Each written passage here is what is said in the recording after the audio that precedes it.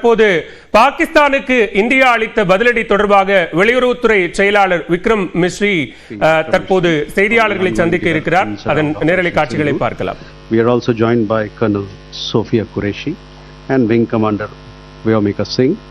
With that, I hand over the floor to Foreign Secretary. Sir, over to you. Thank you, Randeep. नमस्कार, good afternoon, आप सबका स्वागत है। और मैं सबसे पहले अनुरोध करूंगा कर्नल सोफिया कुरैशी से कि वो आपको आज तड़के सवेरे से हुई घटनाओं से अवगत कराएं। Colonel Qureshi. Thank you sir. नमस्कार। 8 से 9 मई 2025 की मध्य रात्रि को पाकिस्तानी सेना ने सैन्य बुनियादी ढांचे को निशाना बनाने के इरादे से पूरी पश्चिमी सेना पर भारतीय वायु क्षेत्र का कई बार उल्लंघन किया। यही नहीं बल्कि पाकिस्तानी सेना ने नियंत्रण रेखा पर भारी कैलिबर वाले हथियारों से गोलीबारी भी की। अंतर्राष्ट्रीय सीमा और नियंत्रण रेखा पर लेह से लेकर सरक्रीक तक 36 स्थानों पर 300 से 400 लगभग ड्रोनों का इस्तेमाल घुसपैठ का प्रयास करने के लिए किया गया।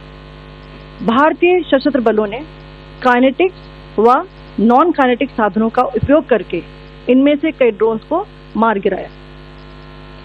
इतने बड़े पैमाने पर हवाई घुसपैठों का संभावित उद्देश्य वायु रक्षा प्रणालियों का परीक्षण करना और खुफिया जानकारी इकट्ठा करना था। ड्रोन के मलबे की फोरेंसिक जांच की जा रही है। प्रारंभिक रिपोर्ट्स से पता चलता है कि वे तुर्की के असीस गार्ड सोंगर ड्रोन्स हैं। इसके उपरांत रात में पाकिस्तान के एक सशस्त्र यूएवी ने भटिंडा सैन्य स्टेशन को निशाना बनाने की कोशिश भी की, जिसे पकड़ा गया और उसे निष्क्रिय कर दिया गया। पाकिस्तानी हमले के जवाब में पाकिस्तान में 4 हवाई रक्षा स्थलों पर सशस्त्र ड्रोन्स लॉन्च किए गए। इनमें से एक ड्रोन एडी रडार को नष्ट करने में सक्षम रहा। पाकिस्तान ने जम्मू कश्मीर के तंगधार, उरी, पुंछ, मेंढर, राजौरी, अखनूर और उधमपुर में भारी कैलिबर आर्टिलरी गन और सशस्त्र ड्रोन्स का उपयोग करके नियंत्रण रेखा के पार गोलीबारी भी की, जिसके परिणाम स्वरूप भारतीय सेना के कुछ जवान हताहत हुए और घायल हुए। भारतीय जवाबी कार्रवाई में पाकिस्तानी सेना को भी बड़ा नुकसान पहुंचाया गया। इसके अलावा पाकिस्तान का गैर जिम्मेदाराना व्यवहार फिर से सामने आया। 7 मई 2025 को रात 8:30 बजे एक असफल अकारण ड्रोन और मिसाइल हमला करने के बावजूद पाकिस्तान ने अपना नागरिक हवाई क्षेत्र बंद नहीं किया। पाकिस्तान अपने नागरिक विमानों को ढाल के रूप में इस्तेमाल कर रहा है, जबकि उसे अच्छी तरह से पता है कि भारत पर उसके हमले से हवाई रक्षा की तीव्र प्रतिक्रिया होगी। यह भारत और पाकिस्तान के बीच अंतर्राष्ट्रीय सीमा के पास उड़ान भरने वाले अंतर्राष्ट्रीय उड़ानों सहित नागरिक विमानों के लिए सुरक्षित नहीं है। यहाँ स्क्रीन शॉट में पंजाब सेक्टर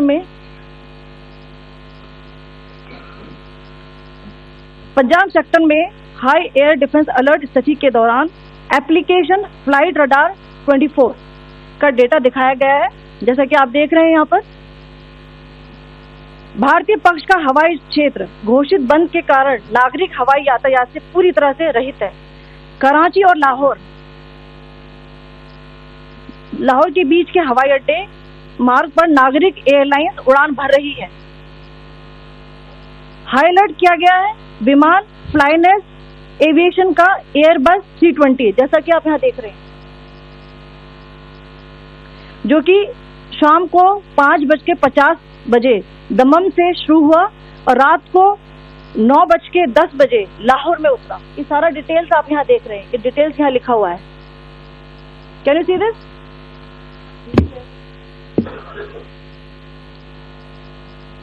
भारतीय वायुसेना ने अपनी प्रतिक्रिया में काफी संयम दिखाया और इस प्रकार अंतर्राष्ट्रीय नागरिक विमान सेवा की सुरक्षा सुनिश्चित की। धन्यवाद। जय Hind.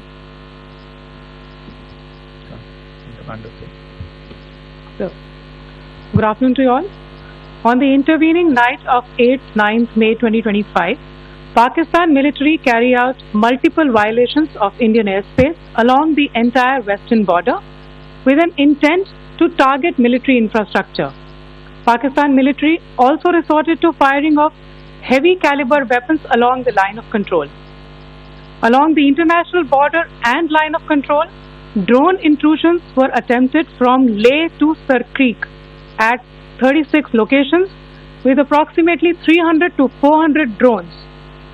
Indian Armed Forces brought down a number of these drones using kinetic and non-kinetic means. The possible purpose of these large-scale aerial intrusions were to test the AD systems and gather intelligence. Forensic examination of the drone debris is being undertaken. Preliminary reports suggest them to be of Aziz Guard Songa drone of Turkey. Later in the night, an armed UAV of Pakistan attempted to target Bhatinda military station, which was detected and neutralized. In response to the Pakistani attack, armed drones were launched at 4 air defense sites in Pakistan. One of the drones was able to destroy an AD radar. Pakistan also carried out artillery shelling across the line of control using heavy caliber artillery guns and armed drones at Sangdhar, Uri, Poonch, Mendhar, Rajouri, Akhnur and Udhampur in Jammu and Kashmir area, which resulted in some losses and injuries to Indian Army personnel. Pakistan Army also suffered major losses in Indian retaliatory fire. Additionally, Pakistan's irresponsible behavior again came to fore. Pakistan did not close its civil airspace despite it launching a failed unprovoked drone and missile attack on 7th May at 8:30 hours in the evening.